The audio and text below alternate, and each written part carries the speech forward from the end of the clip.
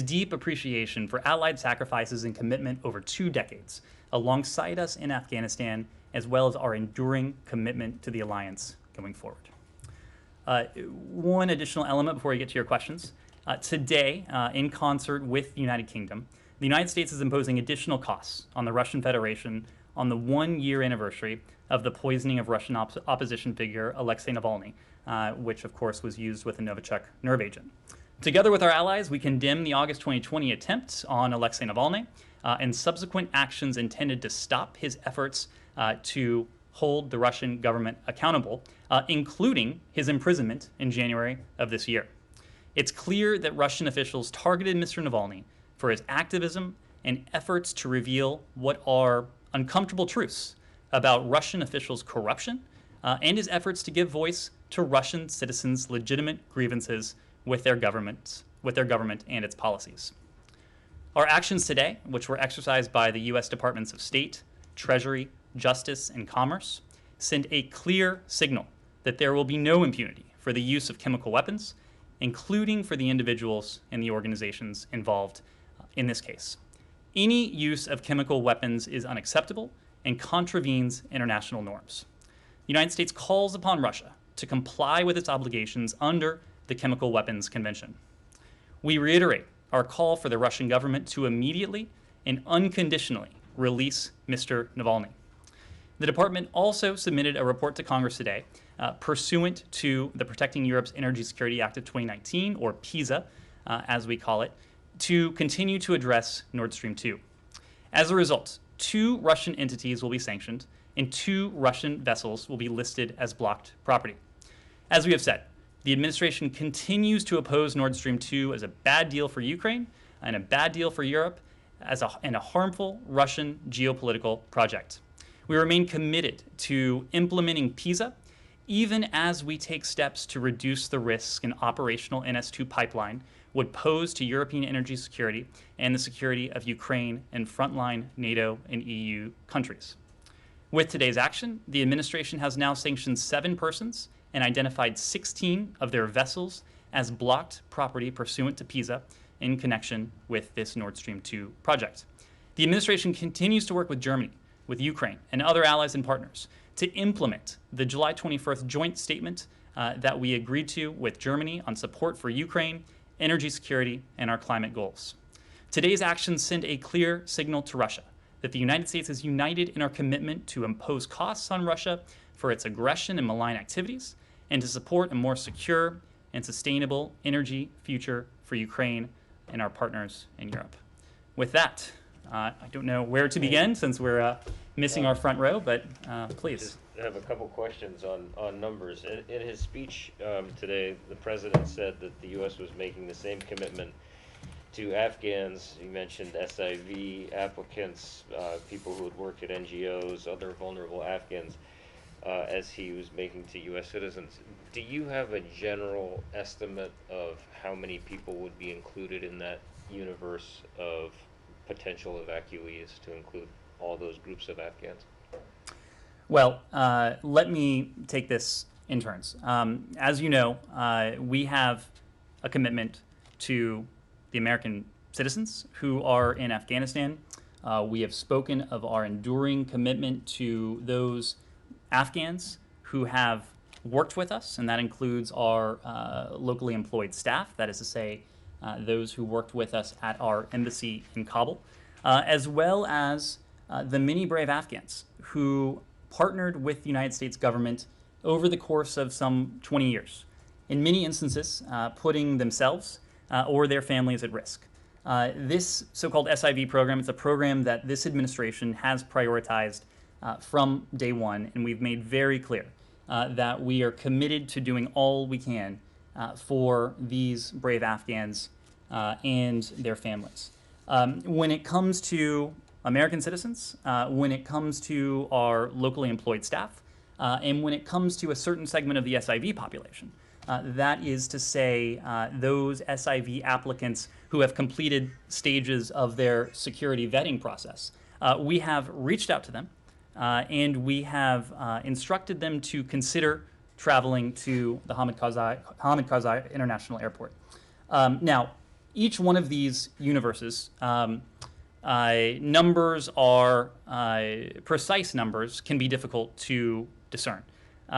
We know in the SIV population that there are a number of Afghans who have completed what's called the Chief of Mission stage and who have completed part or all of the security vetting stage. Those are the SIV applicants that we've reached out to. When it comes to, and of course, their dependents. And so you know that SIV applicants are eligible to bring a spouse and minor children as well, which, of course, adds to the tallies. There have been a lot of questions, of course, about figures when it comes to U.S. citizens. And so it's worth offering just a bit of context there. I think, as you know, Nick, whether the country is France or Afghanistan, the State Department doesn't track the movement of American citizens. I'm not asking about American citizens. I'm just asking about the broad universe of Afghans who would potentially come out. The president said in an interview with ABC a couple days ago he put that number at no more than 65,000 people. There was a statement today from one advocacy group that said that the U.S. should consider airlifting out about 200,000 people. There's some estimates that there may be as many as 500,000 people who need to come out. So we know the president has a number in his head of 65,000 people for that broad universe, not talking about American citizens.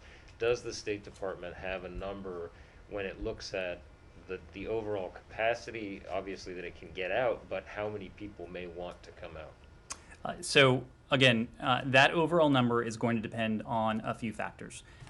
First, it's going to depend on the number of people who wish to be relocated, and that includes in all of those categories.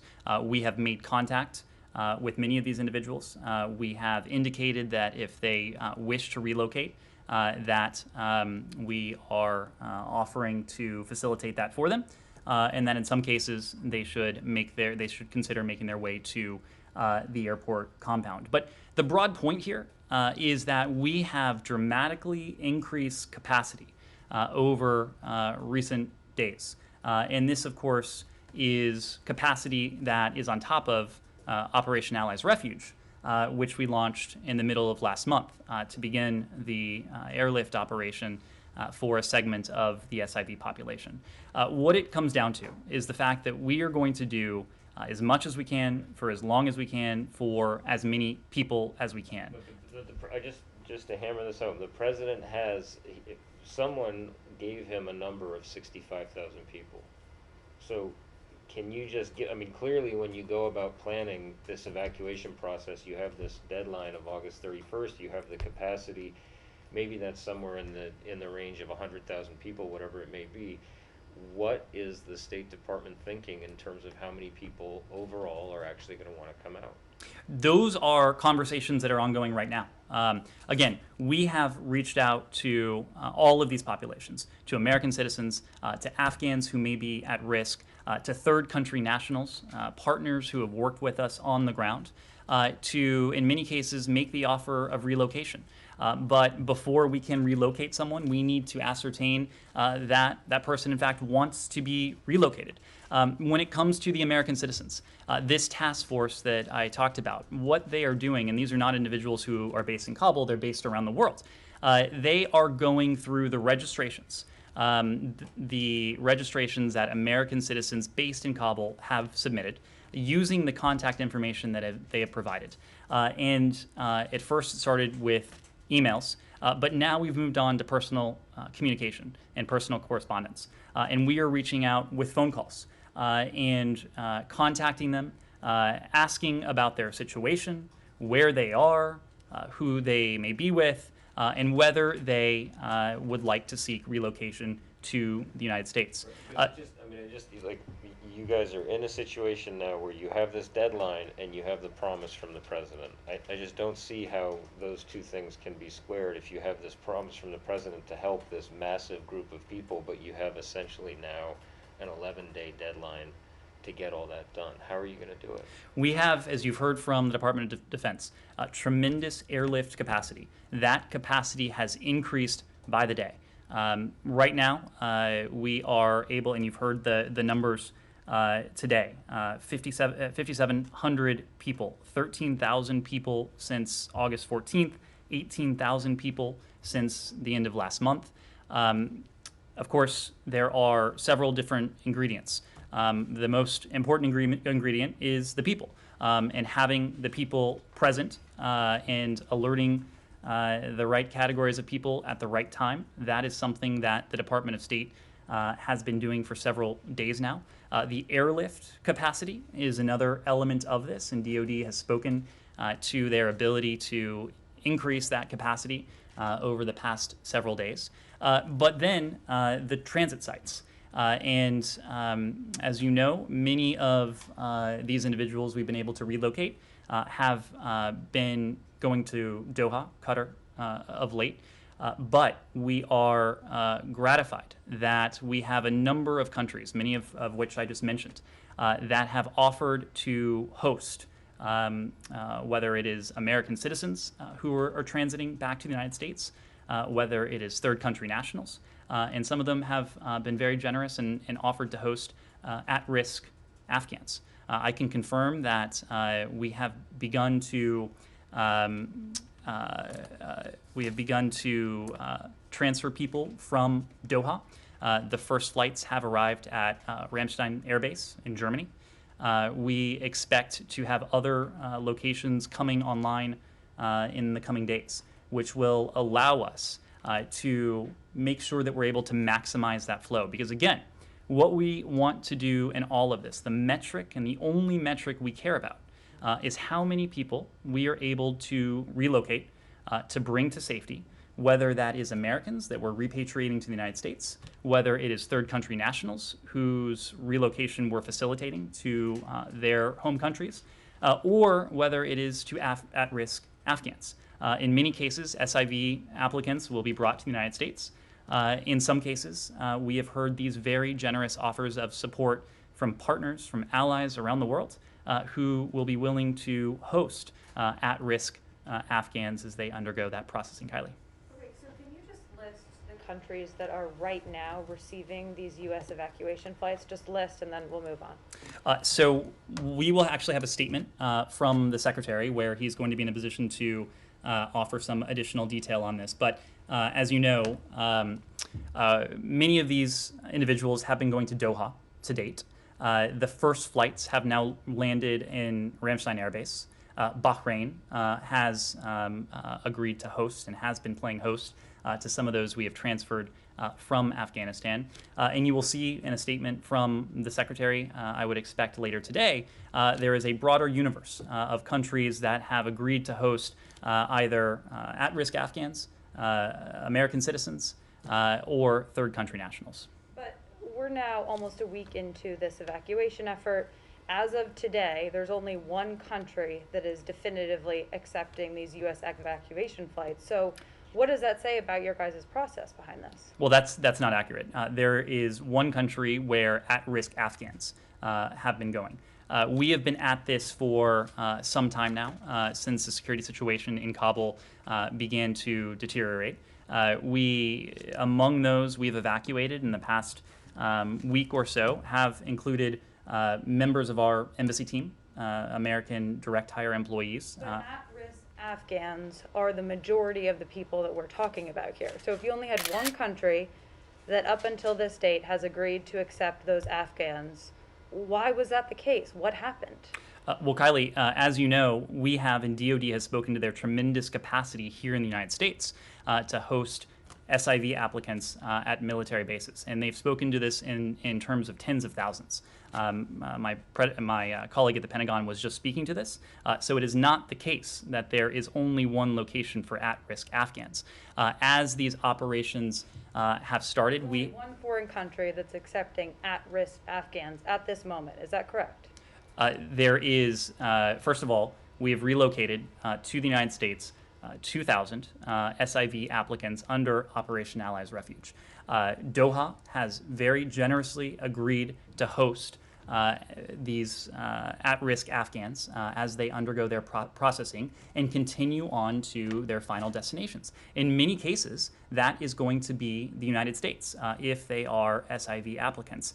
So Qatar is not intended to be a long-term location for any Afghans, for any Americans, of course, for any third country nationals. And in fact, flights have already started to take off from Qatar to bring people on a commercial basis, on a charter basis, to the United States, in the case of American citizens, to Ramstein, as I mentioned, for others. And we're going to have additional capacity coming online very soon, in addition to the military bases here that, as you've heard from the Pentagon, can host thousands upon thousands of at-risk Afghans. Laura? So I missed much of Kirby's briefing today, but can you bring us up to speed on what exactly happened today with regard to the flights and the thousands? I think one of the generals said that it was in the thousands of Afghans who were delayed for 6 hours today when they were alerted that Doha had shut down. So is Doha, is the site in Doha, has it reopened? Is the throughput at equilibrium yet, or are all of those flights now headed to Ramstein? Well, the status of the facility in Doha didn't change. It just reached a point where we thought it imprudent, the military thought it imprudent, to continue relocation flights from Kabul to Doha until we were able to move some of the individuals in Doha to other locations. Is that still the case? No, that is not the case. And again, you'll need to talk to my Pentagon colleagues about this, but they briefed that there was a brief operational pause. That pause is now ended. As I was telling Kylie and Nick, we have now been able to transfer individuals from Doha to other locations, including to Ramstein Air Base. I should also say that this is not just a purely military relocation effort. When individuals arrive in Qatar, especially U.S. citizens, they have charter options, they have commercial options, and that will continue to allow us to relocate individuals with some alacrity from Doha, and even more so now that we have additional sites coming online, have already come online, and will come online in the coming hours and coming days. So just to clarify, the people who were flown to Ramstein today, they came from Doha. It was not that they went from Kabul to Ramstein. That's correct. They went from, the flight still went from Kabul to Doha, and there were flights from Doha to Ramstein, That's right? correct. That's Why not correct. just go from Kabul to Ramstein? This is an operational question better directed at DoD, but my understanding is that it is more efficient, including for fuel purposes, if the flights go from Kabul to Doha. Yes, definitely. I'll come back to you, Connor. Is that okay? Yeah. Can I just clarify something Sure. from the top quickly? You listed countries where Americans and some others will transit through. That's right. Are they flying directly to those countries listed from Kabul or are transferred from Doha? So in most cases, individuals will transfer through a country like Qatar or a country like Bahrain, countries that are in the region, again, for efficiency of flight, for efficiency of fuel as well. And then from those locations, if they are American citizens, for example, there will be charter options, there will be commercial options. Some of you may have seen that some State Department charters have already arrived and have been arriving in the United States over the past hours, and so that will continue. Connor. On the pause that Laura was asking about, the president said that it was because they didn't have enough people to make sure that they were processing the arriving evacuees. Is that a failure of this department to have enough consular officers on hand to process as many people as you had coming in? So Connor, what I'll say is this is a complex operation, the likes of which haven't been attempted. When I say it's complex, it involves the Department of Defense, Department of State, Department of Homeland Security, primarily in that context. So it's a matter of transporting people from Kabul to Doha. It's a matter of having facilities like the one in Doha, like the one in Ramstein, like the facilities that will be coming online elsewhere. But there's also a DHS component to this, because in Doha, there is immigration processing, there's biometric processing that is taking place. And so there are a number of steps that individuals go through before they transit from Doha. But again, Will that continue now, or will people just get off of one plane and get on another when they're heading on to? our goal is to make these intermediate stops, like the one in Doha, as brief as possible. Our goal is to have people reach their final destinations, whether that is the United States, whether that is another third country that has generously agreed to open its doors, to open its borders to those at risk and needing refuge. And so that will be our goal. Follow up on this. It's important to have these agreements, but it's also important that people have access to the airport. And it continues to be the case that many Afghans and many American citizens and lawful permanent residents as well have not been able to get through. Are you denying, is the administration denying, as the president did earlier, that is the case? I don't think anyone is denying the reports that are out there. Every single report that we see, and we're seeing some of the same reports you are. In fact, they're coming from some of your networks, the anecdotal reports, the reports on Twitter, on social media. Every single report of impeded access is something we take extraordinarily seriously. The stories that we're hearing from some of these individuals are harrowing. What I can tell you, what I can confirm for you, is what we have heard firsthand. And we often have the best data when it comes to the American people, when it comes to U.S. citizens who are in Afghanistan. As I've said, we have been in regular touch with U.S. citizens in Afghanistan during this evacuation effort and regularly before that, offering them guidance about the security risks of remaining in Afghanistan, which of course have been profound for some time. As we've been in touch with American citizens, as we have directed them to consider making that transit to the airport compound, we have received only a small number of reports from American citizens that their access has been impeded in some way, that they have faced any sort of hardship or resistance getting to the airport. Having said all that, this is an issue that we take with the utmost importance. We're treating it with the utmost importance. And that is why, through both political and military channels, we are engaging with the Taliban to do everything we can to facilitate safe passage. Safe passage for Americans, safe passage for third country nationals, but also, of course, safe passage for Afghans who may be at risk. And many of these harrowing stories are emanating from Afghans who are finding resistance, individuals who may not have a blue passport. And so we're taking that very seriously. In all of our engagements... When you raise this with the Taliban, what is their response to you? And you say again and again that these conversations have been productive or constructive.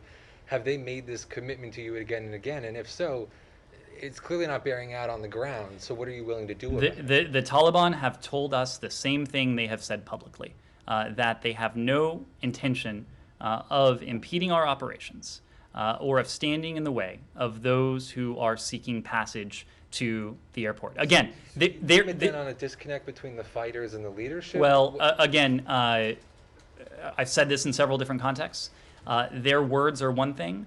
The only thing that matters to us are the actions. But on day 5 now, their actions have shown that they're not willing to give people passage. Well, again, Connor, we can only speak to our firsthand accounts.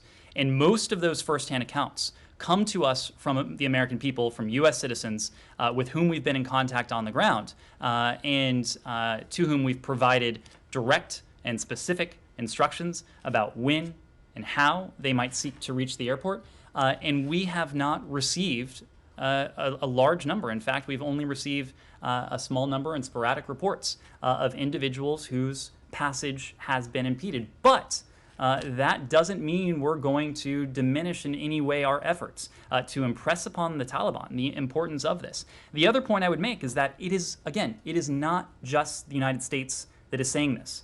More than 100 countries, 112 countries at last count, have come together to make the point that their citizens, that third country nationals, and that all Afghans, all people in Kabul or Afghanistan more broadly, should be afforded the right of safe passage. We have been nothing but clear with the Taliban. They know that where we stand on this. They also know of the severe and significant consequences should they seek to disrupt our operations or seek to threaten, seek to inflict harm upon our people. I can tell you, and this is relevant to the question. The special representative remains in Doha. He has continued to be in contact with the Taliban political office leadership that remains there in Doha. We have a military channel, as we've talked about as well, and we've impressed this upon them in both channels.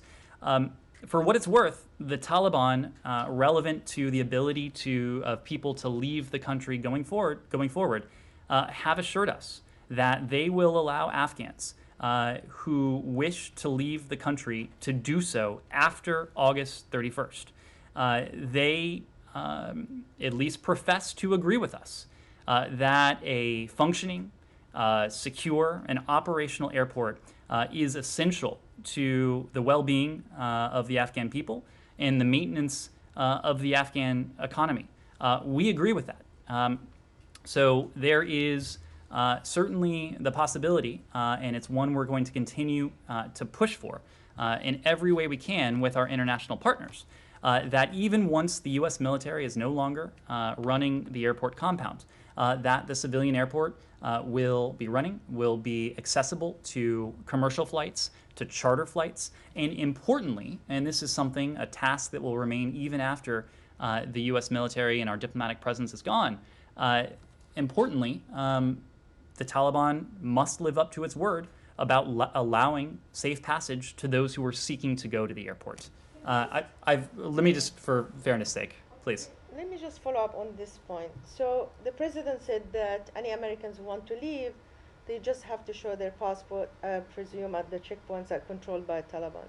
So does this apply to the SIVs, that they go to the same checkpoint and say, please allow us, we're going to the airport because we work with the Americans, considering that the reports that actually Taliban is compiling a list of everybody who worked with the U.S. Army. Does this make sense to you, that the Taliban will allow them safely to exit and go to the airport? What it is, it's something that is of profound importance to us. Whether or not it makes sense to the Taliban, we have him, and they say that they get it. They say that they will allow safe passage to anyone who wishes to reach the airport. Again, these are the words of the Taliban. We take them for what they are, but we are going together with our international partners to do everything we can to see to it that they make good on their word, and at the same time that they understand the consequences of not doing so. Now, of course, American citizens do have, in many cases, a blue passport, and that may get back to the point that we were discussing earlier, namely that when it comes to those firsthand accounts, the number of reports we have heard directly from Americans about an inability or a risk they faced in transiting to the airport, those have been relatively small. We've seen the reports, you all have seen the reports of Afghans who have been harassed, who may not have been allowed safe passage. I can tell you that we are providing very specific, precise instructions to everyone we are in a position to relocate. That includes American citizens, that includes our locally employed staff, that includes third country nationals, that includes Afghans at risk, and within that category, the special immigrant visa holders or special immigrant visa applicants. To all of these individuals, whether or not they have a blue passport, we are providing them with an official document that it is our expectation will facilitate their safe passage to the airport. This is something, again, that we take extraordinarily seriously. Our international partners on the ground take it extraordinarily seriously for their nationals, for those who have worked alongside them in Afghanistan. And we are saying this with one voice to the Taliban and making the point in unison. in a chorus that there will be accountability should the Taliban not live up to this commitment. Yes? What's the punishment if the Taliban doesn't meet its commitment? What's So- the punishment? So part of this is where the international community will stand as a large bloc. And we're starting to see the international community signal very clearly that we are going to speak and we are going to act as a bloc when it comes to the Taliban. Over the course of the past week, there have been any number of multilateral and international gatherings where this same message has rung true. Just this morning, and I mentioned this in the topper, the Secretary took part in a meeting of the Nato foreign ministers on Afghanistan.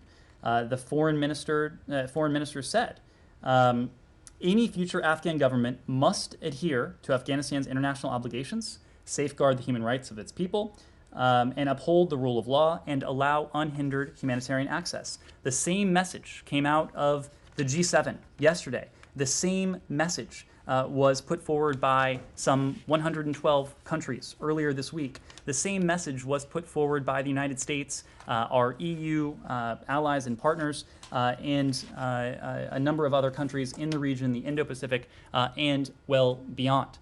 This is, I suspect, the same message that we'll hear on Monday when President Biden meets with his G7 counterparts, when they meet virtually to discuss this. This is about whether any future government in Afghanistan will accrue what we know, and almost certainly they know, they need in order to run a country effectively. We've already seen the IMF hold off on sending COVID-related funding to Afghanistan because it says they don't know who's in charge. Is the international community similarly prepared to impose financial sanctions, travel bans, asset seizures, essentially isolate the Taliban because it does appear they're going to be the ones in charge? Is that the kind of ramification the Taliban is running the risk of incurring? Absolutely.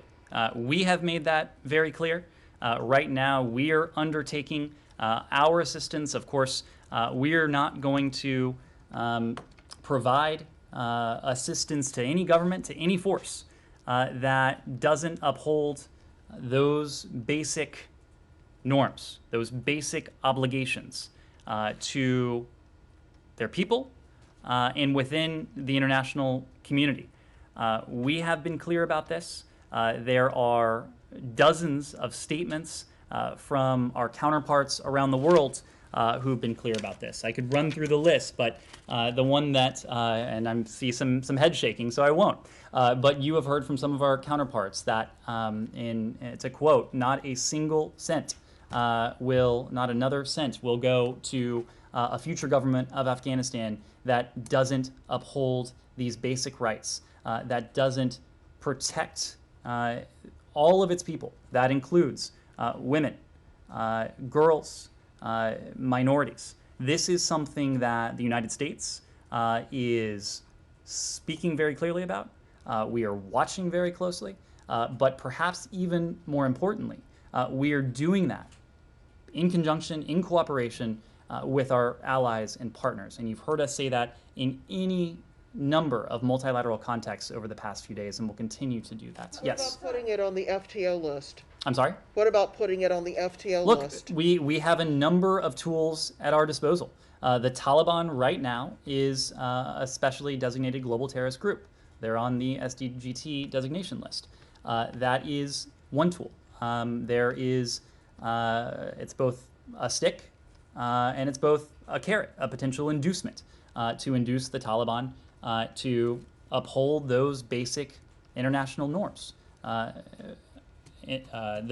basic rights of its people. But the FTO list, other sanctions, that's one single tool. The United States has many different tools. Acting together with the international community, with the UN, we'll have a number of different tools. Yes? Sorry, there was a report just now that the defense secretary told congressional leaders that Americans were beaten there.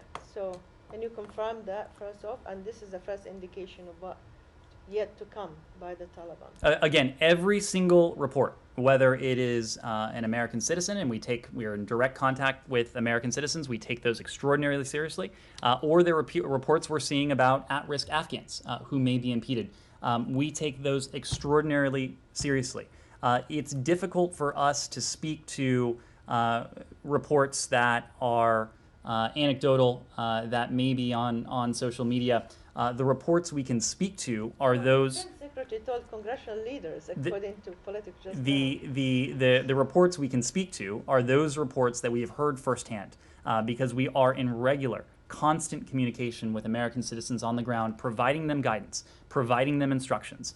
So oftentimes we do know the most about what American citizens are faring, but I'm just not in a position to confirm specific reports from here. Yes? 2,000 diplomats at the embassy in Kabul sent a dissent cable in July directly to the secretary. On that same call with House lawmakers this afternoon, the secretary said that he received that cable and read it in mid-July. Why were there no preparations for a smoother transition? I will come to that because we do not agree with that premise. But let me start with just a broader word about how we approach this generally. We believe that constructive internal dissent is valuable. It is something we welcome. We believe it to be patriotic. We know it to be protected. And we have full confidence that constructive internal dissent makes us more effective. And that's why the Secretary has pledged, and in fact does, read every single communication that comes in through the dissent cable. Not only does he read it, he contributes and approves every single reply that goes back. More importantly, and to be very clear about this, we are determined to incorporate the channel's constructive and thoughtful ideas into our policy planning, into our contingency planning.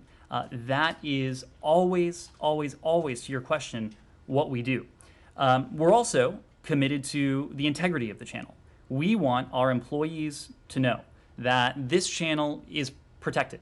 This is a channel where they can express their candid, unvarnished thoughts and analysis to the highest levels of this department without fear of retribution, without fear of reprisals. And that's precisely why we don't comment publicly on these messages, even when they may not be classified.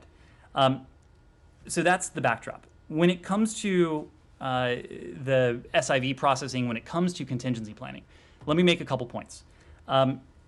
As you know, we've had an opportunity to discuss this in this room and in other venues in recent days. We have gone to extraordinary lengths to expand our capacity to process special immigrant visas over the course of this administration. I mentioned this yesterday, but it's relevant to this discussion. When we took office, not a single SIV interview had been conducted since March of 2020. Now, of course, this was due to the COVID protocols that were in place.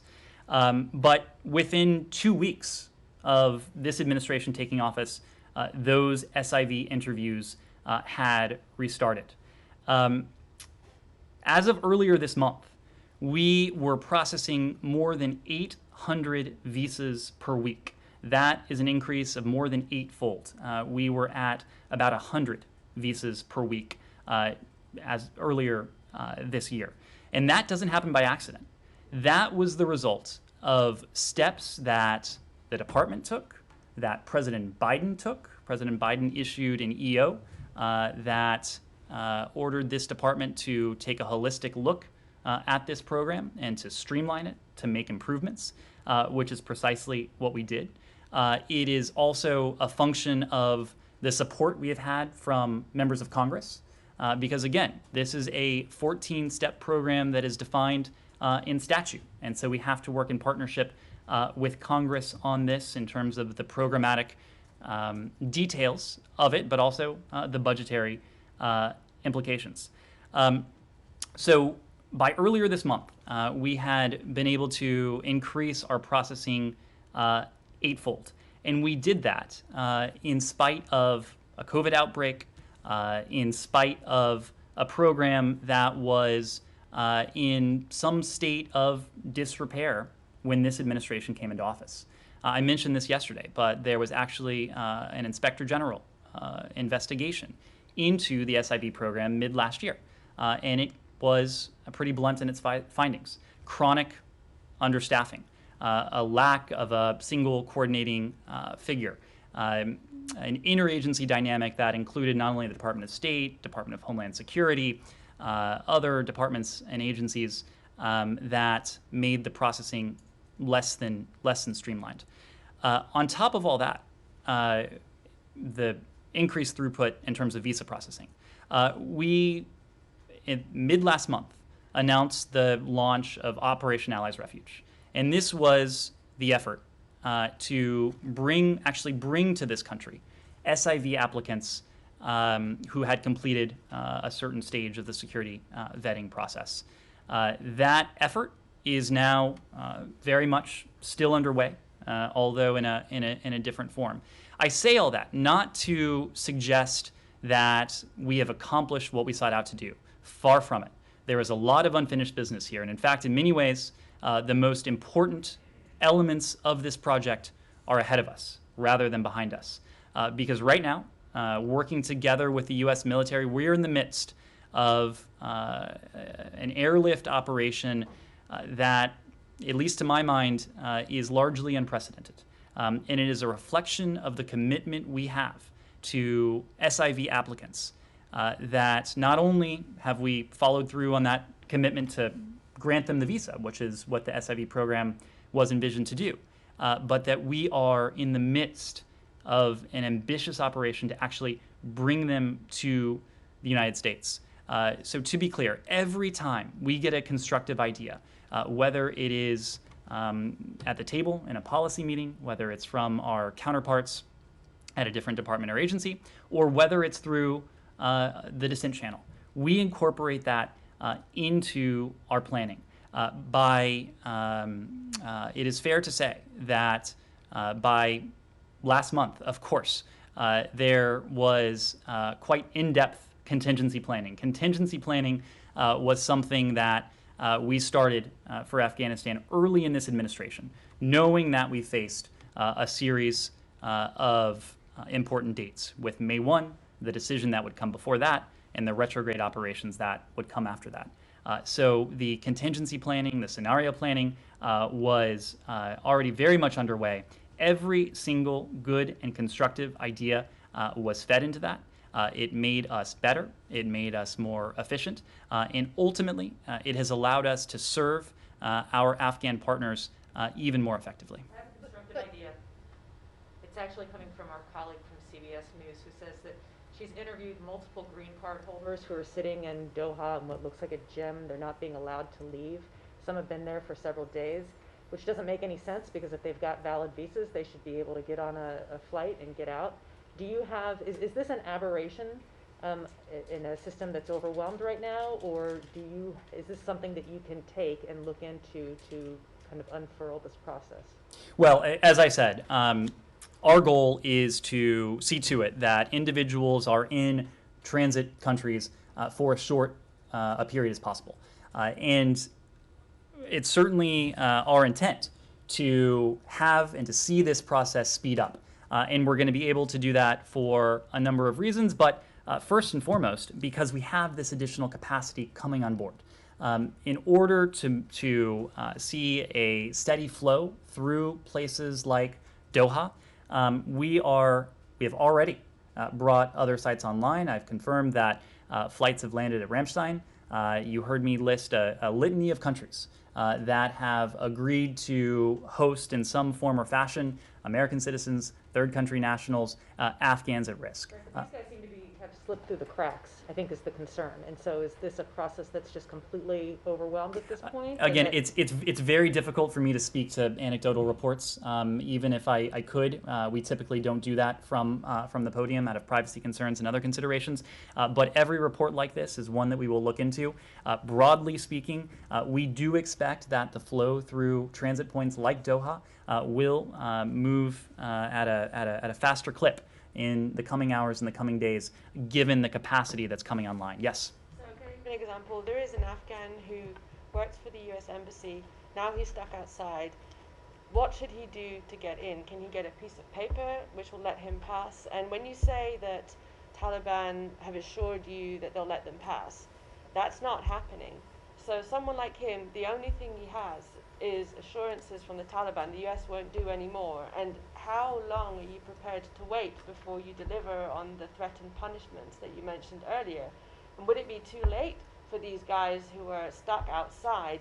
Taliban know who they are because they claim to work for the because they say they work for the US. Are you going to wait a week, 2 weeks? And by then they could be killed along with their families. Yep. So again, it's very difficult for me, impossible for me to speak to specific cases. What I will say, though, is that a member of our LES team, our locally employed staff, we have been in touch with them. In an individual in a position like that will have contact information, will have been in touch with officials on the ground with this building's consular corps. So that back and forth is something we have dedicated profound resources to. Some of this is taking place on the ground in Kabul, but we have brought online actual call centers around the world where our teams are on the phone speaking to those on the ground, asking them about their whereabouts, asking them about their plans and intentions, asking them with whom they're with to get the best sense of how we might be able to help specific individuals. So it's not something I'm typically able to do from the podium, but there are hundreds and probably more people in this building and around the world who are doing just that. To your second question, we recognize that time is of the essence.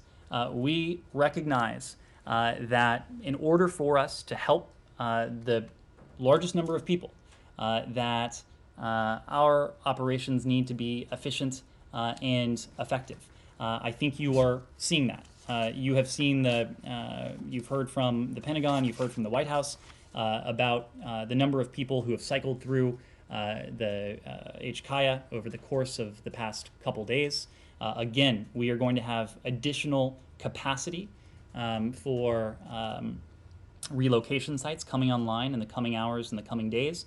We expect that will further improve the efficiency of this process. But we do know that the most important element, the most precious resource we have now is in many ways time. And that is why people in this building and around the world are working around the clock to be of assistance to as many people as we can for as long as we can.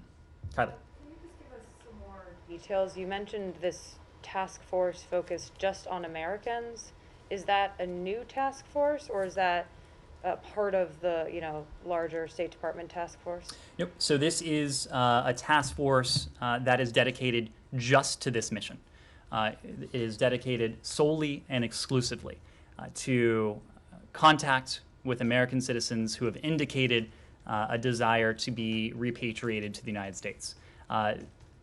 As you know, American citizens are encouraged to register with the embassy when they arrive in a foreign country.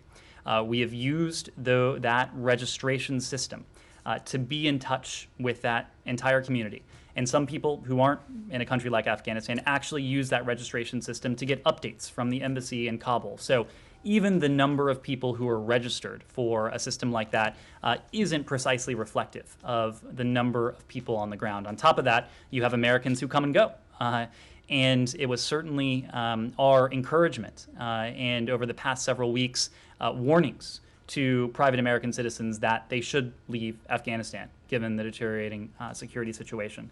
We have urged them to do so since for months now. as of for weeks now, we have warned them to do so. So this task force is following up on the primarily email communication that we've been in with these American citizens, and it is to find out precisely where these individuals are, if they would like to be repatriated, do they have any family members with them, how might they be able to relocate to Kabul or to HKaya if they're not in the Kabul area.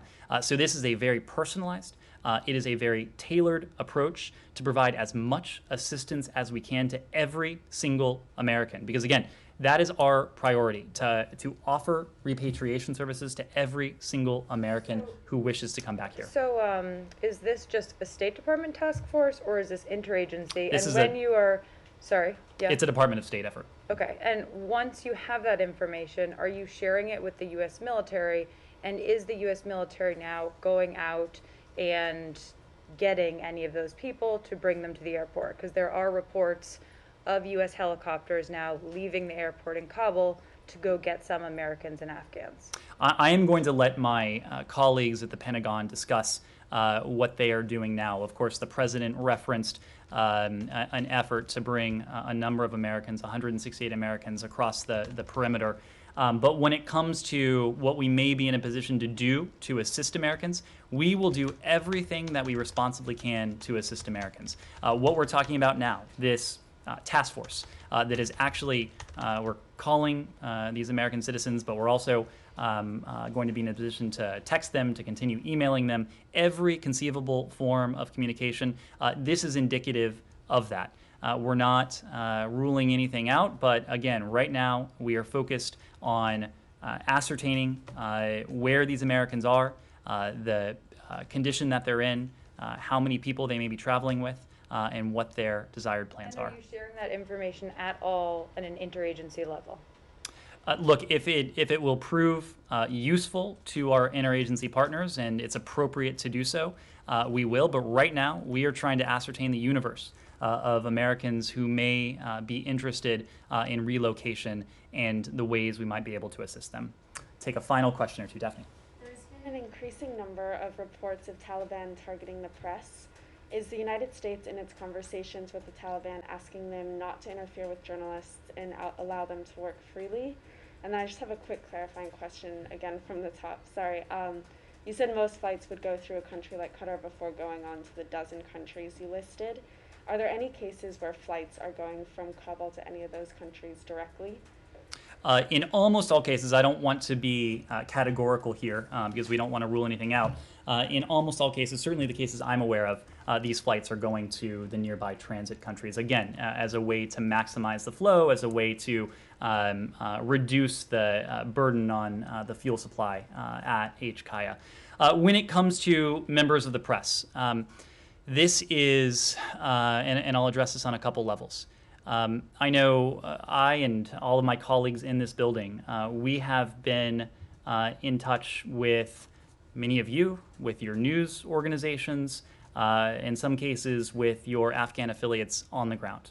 And we actually do have an element here in this building that is focused squarely and exclusively on efforts to relocate members of the media, because we do recognize there is a rather large, it's smaller now than it was several days ago, but there's still a rather large contingent of media representatives on the ground in Kabul. We have been gratified that a number of journalists have been able to safely relocate from Afghanistan. We, of course, saw the statement that the New York Times put out, I believe it was yesterday. We have been in regular touch here on the ground in Kabul with news organizations and individuals who fall into those categories in order to offer every bit of assistance. Now, you asked a slightly different question, and the question you asked was reports of Taliban harassment of the press. This is something that we do take extraordinarily seriously, and we take it extraordinarily seriously on a couple levels. One, it's the basic matter of freedom of the press. The press, whether it is in Kabul or Washington, D.C., or any other country or city around the world should be able to report without intimidation, without harassment, without threat. And every single report that contravenes that is a matter of great concern. We are also taking note of, and we've seen this from some of your colleagues, the reports that members of the press have been impeded in their passage, in their safe passage, what should be their guaranteed safe passage through the city and to the Kabul International Airport. That is also something, those reports, that we take extraordinarily seriously. We're raising this on all levels with our interlocutors, and we'll continue to do that. Yes? A bit different question about the Peninsula. The State Department announced the special envoy to North Korea, Sung Kim, is visiting Seoul tomorrow. So could you give any details of the talking point of his meeting with South Korean officials? And also, does he have any plan to contact with North Korea directly during his visit? Well, you are right. We did confirm earlier today, I believe it was, that Special Representative Kim will travel to the ROK, South Korea, from August 21 through the 24th. During his visit, he'll meet with his counterpart, that is the Special Representative for Korean Peninsula Peace and Security Affairs, No Nyuk-dak, and other senior South Korean officials.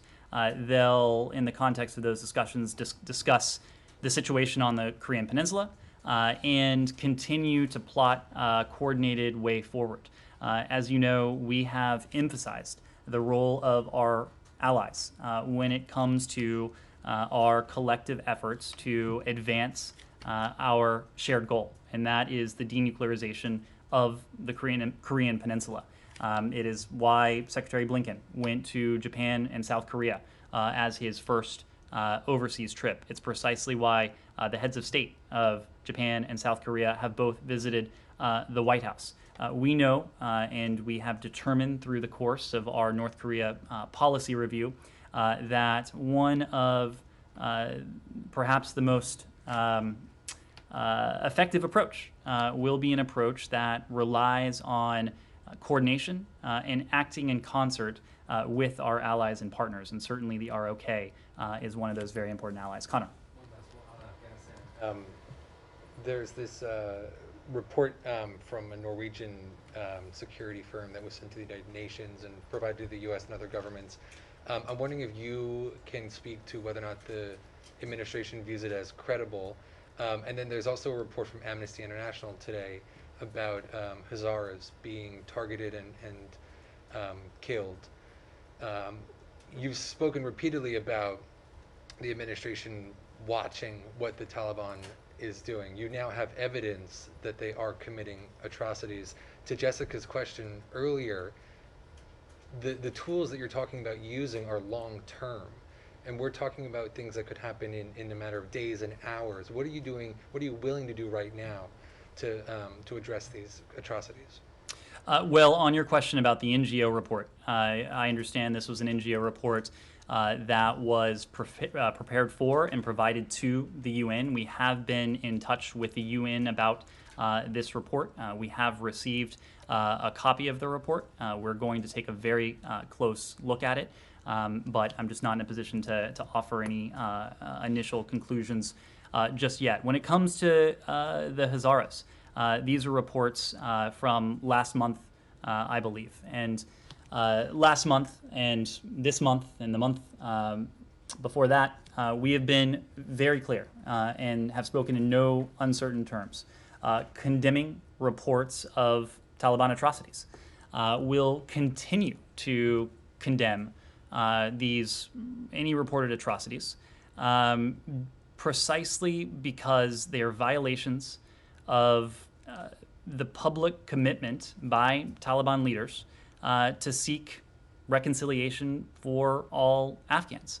This is what the Taliban have said they want. Now, again, their actions often don't match their words. What matter to us is the former. We will be watching with the international community their actions. If we determine that the Taliban have continued to commit atrocities, that they are not living up to the responsibility they have to protect and uphold the rights of all of their citizens, including women, girls, and minorities. We will work with our allies and partners to hold the perpetrators accountable. Now, you asked about the temporal element of this, short-term versus long-term. We are making very clear to the Taliban, especially when it comes to our priority right now, that is to say the operation ongoing at HKIA, our operations together with our international partners. We have made very clear to the Taliban that any effort to impede that operation, and certainly any effort to threaten or seek to inflict harm on any American would be met with swift and pretty decisive response. We have made that very clear to them. When it comes to any future government in Afghanistan, look, there are discussions that continue to be ongoing between the Afghan parties, the Taliban and representatives of the Islamic Republic. Together with our allies, with our partners, we have encouraged them to pursue a political settlement that first and foremost protects and upholds the rights of all of Afghan's citizens. This is something that we have been outspoken about, but again, importantly, it has been something that we have spoken about with a single voice, together with our closest allies and partners, and together with a universe of countries around the world, that when we act in concert, it's more than about these ephemeral issues of recognition or legitimacy. It is about questions that may well be existential to any regime.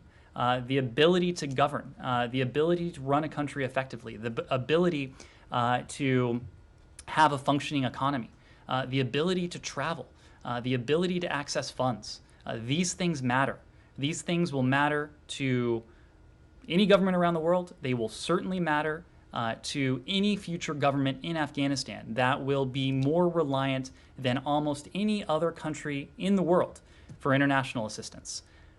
Thank you all very much.